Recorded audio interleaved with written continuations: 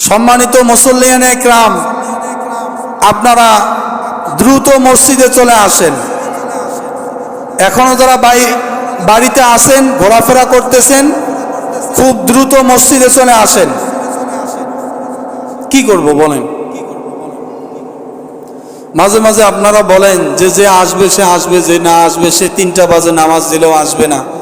আরে এভাবে করে চললে উম্মতের তো কোনো ফায়দা হবে না, বলেন না? কোনো ওয়াজ মাহফিল হলে কি কেউ যাইতে চায়? বর্তমান ওয়াজ মাহফিল আপনারা বলেন, এই যে কানকির হাটের মাহফিলগুলাতে আজ থেকে 5, 7, 10 বছর আগে যেরকম মানুষ হইতো, বর্তমান মাহফিলে কি এরকম মানুষ হয়? তো ওনারা কোরআন কোত্থেকে শিখবে, শুনবে কোত্থেকে? আমি যদি আমার নির্দিষ্ট টাইমে আসলাম, চলে গেলাম, বয়ান করলাম, কে শুনলো কে না জানলো, ভ্রুক্ষেপই করলাম না, তাহলে উম্মতের ফায়দা হবে কোত্থেকে? উম্মত পরিবর্তন হবে কোত্থেকে? জানবে কোত্থেকে? দুঃখ লাগে, শুরুতে মানুষ আসে না, শেষে যখন 2-4 মিনিট পার হয় এটা নিয়ে আবার সমালোচনা করে।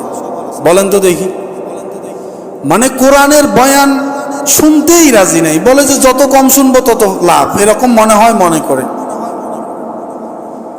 মরার পর বুঝবে, হয়তো আমিও এ পথে থাকতে পারি, মরার পর বুঝে আসবে যে দুনিয়ার জিন্দেগিটা কোন লাইনে ব্যয় করলাম, কি ক্ষতির মধ্যে ছিলাম। হাদিস শরীফের মধ্যে আসছে, যেখানে কোরআন তেলাওয়াত হয় সেখানে আল্লাহর রহমত সাকিনা অবতীর্ণ হয়। বলেন সুবহানাল্লাহ।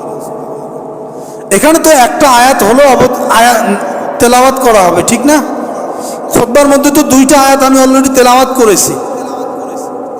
আর সাকিনা এটা আল্লাহর এক বিশেষ ধরনের রহমত। বলেন সুবহানাল্লাহ।